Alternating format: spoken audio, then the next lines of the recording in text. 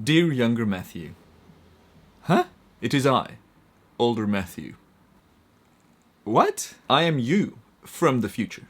This is very strange. I know, don't worry about it too much. It's just for the intro anyway. Speaking of intros, here's the YouTube intro that you'll be using 10 years from now. Hi, my name is Vandeputte. I'm a time-lapse photographer in London, Sydney, and this channel is all about time-lapse travel and tutorials. And today, I'm very excited to be sharing with you 10 tips for me from 10 years ago. How good? Let's get going. That was strange. Tip number 1, start shooting raw photographs. Just because you think you can do it in JPEG doesn't mean that you will always be happy with that choice. One of my main regrets is when I started shooting, I was in Switzerland on a family holiday and I shot a bunch of time lapses from the chalet overlooking this valley. An epic storm came in, I managed to shoot it all, made a little edit. It was one of my first videos that got a bit of views online, and the news in the media in Belgium picked it up. And then years later I wanted to revisit that footage and I realized I shot that all as JPEGs and I was bad at editing then, or at least I had evolved in my editing skills. And yeah, I didn't have the latitude of the raw files, so that really upset me that I thought for some reason that I didn't need the raw. I would just, shoot it right, or I didn't even know about raw, but just trust me, just start shooting raw photos as soon as you can. Tip number 2, organize your footage efficiently. Use maybe the tutorial that I made about how I organize my footage, or find a system that works for you. The thing is, time-lapse photography has a characteristic that is a lot of data, a lot of files. You just shoot thousands and thousands of photos, possibly day after day after day. I've got a shelf here with about 60 hard drives on there, and luckily I decided early on in my time-lapse career to organize my footage in the same way. So I've got a template how I organize stuff. If I get an email now from a company that's like, hey Matt, we want to license that clip from this YouTube video, it takes me less than a minute to find which hard drive that is on and where that original raw footage is, because I organize it so efficiently and I use the same template for every single project that I do. Tip number 3, back up your footage. I'm not joking. If your data is on one hard drive, it might as well be lost. Every single hard drive in the world will fail at some point in time. So have it at least on 2 hard drives, possibly 3, depending on how important the footage is, possibly in the cloud. Someone else's hard drives in the cloud. The key point is, seriously, just back up your footage. Storage isn't that expensive. Sadly, the Alps footage, I've lost it. I'm almost ashamed. I'm more sad than ashamed to admit that. But that was on a hard drive. This is, years and years ago when I just started discovering time-lapse. I don't know where that hard drive's gone. I think it's gotten lost, and I will never have access to one of my first short time-lapse films that I made, and that makes me quite sad. Number 4, shoot more videos. Seriously. I shied away from shooting video forever because I thought I wasn't good at it, but turns out if you don't do it, you can't get better. So I just should have started shooting more like cinematic travel videos is what I'm trying to get at, not just the documenting your family on a holiday style videos. It pays off. Putting in a bit of time, put in a bit of effort. It's up to you to enable yourself to do what you want to do, to go where you want to be, to go where you want to go. This isn't really making much sense. But I guess what I'm trying to get at is, if you have a dream in mind, you got to start working at that dream. No one else is going to make that dream happen for you. It's all up to you. So if you want to have video as a thing that you're good at as well, start shooting video. Tip number 5, younger Matthew, film your family. Just shoot videos of your family interacting, because people grow older, people change, babies turn out to not stay as babies forever, and grandparents pass away, and video footage it's like a time machine. You can go back to see those relatives and friends and families, and I find it, even on your phone, just shoot more videos of your family. Tip number 6, learn about business and pricing and sales.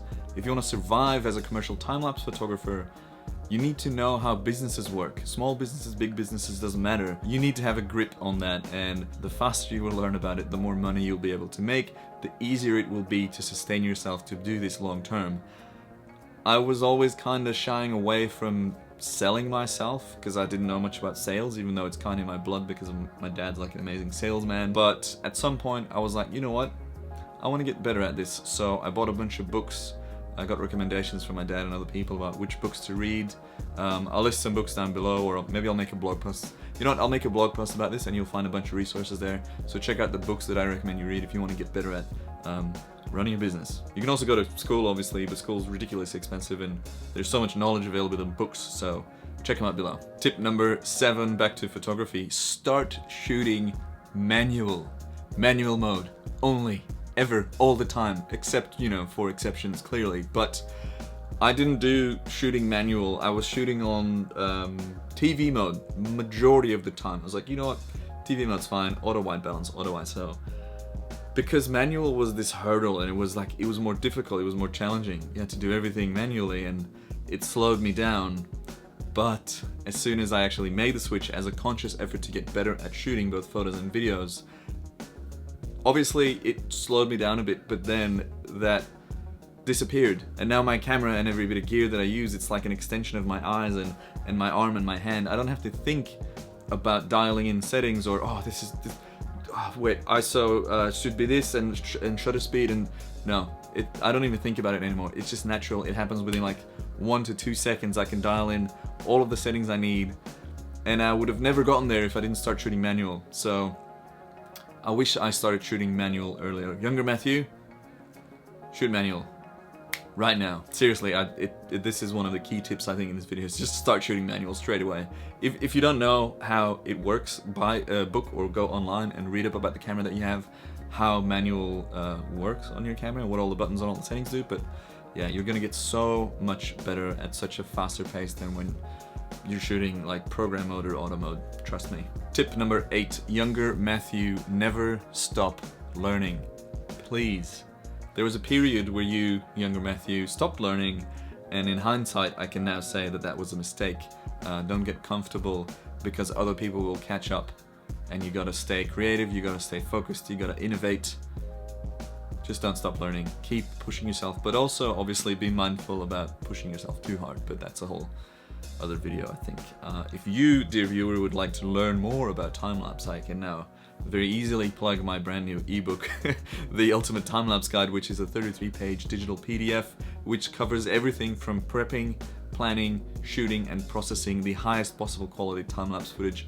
The link's down below. It's been getting amazing reviews. I've sold a bunch of them. People are super stoked.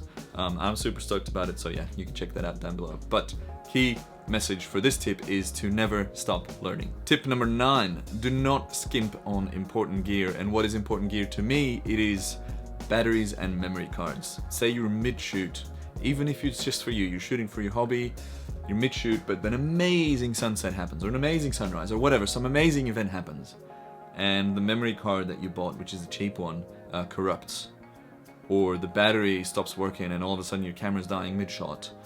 Both of those scenarios have happened to me, and both of those scenarios were entirely preventable if I spent maybe 30% more of what I spent then, because aftermarket batteries and aftermarket memory cards, it's the money that you save there, it's just not worth it, trust me. Just spend a little bit more money on that and then you'll have way less issues that are just so incredibly painful, trust me. Tip number 10, young Matthew, do not use unlicensable music.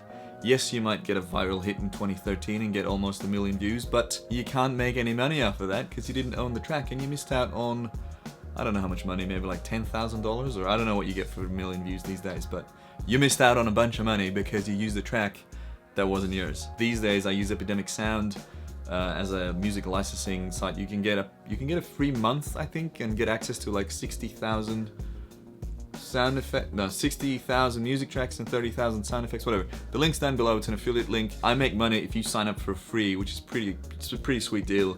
If you're not on Patreon, if you don't want to buy my ebook, but you still like what I do and you want to help me, literally click that Epidemic link down below, sign up for a free month, and cancel before they start charging you. You can still use the music.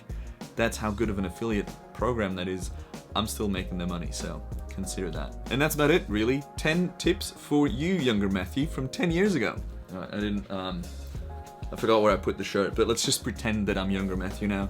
Wow, older Matthew, that is amazing. Wow, thanks for those tips. Quick question, future older Matthew. In 10 years from now, do you have a successful Patreon page and an email newsletter that you offer to your viewers and your fans? Why, yes, actually, great question. I do indeed have a Patreon page, and we're so close to hitting 60 patrons, which is amazing. Patreon is a website where you can support your favorite creators. I post early access to all of my videos, exclusive videos, like hour-long videos where I talk about anything really. You can watch my VidCon talk. I've got other stuff there that you can only see on Patreon. You can get private counseling or coaching or whatever you want to call it. I can review your projects. The link's down below. And then again, the newsletter, you know I've been hammering on about it because social media algorithms suck. It is so frustrating to build up a following on a platform for years and years and years and then only see your engagement ratios tank. So I've gone back to basics and I've got an email newsletter which happens about once a week. I send out an email to you in your mailbox so you don't miss it. And it contains time-lapse tips, time-lapse gear, featured community content. If you use hashtag #MattJoesFeature on Instagram, you might end up in that newsletter, which is a nice little expose, a little bit of exposure for you. What else is in there? Just a bunch of knowledge and fun stuff. It's not spam. You can unsubscribe at any time. And yeah, that's pretty much me at the end here. I hope you enjoyed this video. It's quite new. I haven't really done anything like this. So if you liked it, give it a thumbs up. If you hated it, go give it a thumbs down. Let me know. That's the only way I'll learn. Thanks for tuning in. Hope to see you guys on the next video. Have a great week or weekend or whatever day I'm going to upload this. Thank you. See you soon. Bye. By the way, what do you think of the new end screen? We got a little, we got some stuff going on here. I think over there you can hit the subscribe button just in case you haven't already. And down here you can watch another video. And somewhere else on this screen you can find the link to my ebook, which is amazing, I hear.